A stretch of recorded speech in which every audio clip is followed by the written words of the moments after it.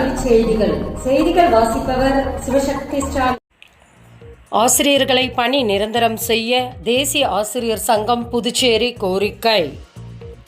புதுச்சேரி தேசிய ஆசிரியர் சங்கத்தின் மாநில நிர்வாகிகள் பங்கேற்ற சிறப்பு கூட்டம் கிருஷ்ணா நகரில் உள்ள சங்க அலுவலகத்தில் நடைபெற்றது.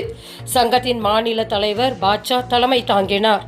அகில இந்திய ஆசிரியர் அமைப்பான ஏபிஆர்எஸ்எம் சங்கத்தின் பொதுச் செயலாளர் சிவானந்த் சிண்டின் கோரா சிறப்பு அழைப்பாளராக கலந்து கொண்டு 2023-2024 ஆண்டுக்கான சங்கத்தின் செயல்பாடுகள் குறித்த மலரை வெளியிட்டார். கூட்டத்தில் சிவானந்த் சிண்டிகோரா பேசுகையில், புதுச்சேரி அரசு ஆசிரியர்களின் நியமன கோரிக்கைகளை அரசு நிறைவேற்ற வேண்டும். புதிதாக ஆசிரியர்களை நியமிப்பதற்கான நடவடிக்கைகளை துரிதப்படுத்த வேண்டும். காரைக்காலில் பணியாற்றும் 50 வயதுக்கும் மேற்பட்ட ஆசிரியர்களின் நலனை கருத்தில் கொண்டு வரும் ஜூன் மாதத்தில் புதுச்சேரிக்கு இடமாறுதல் வழங்க வேண்டும் என்றார்.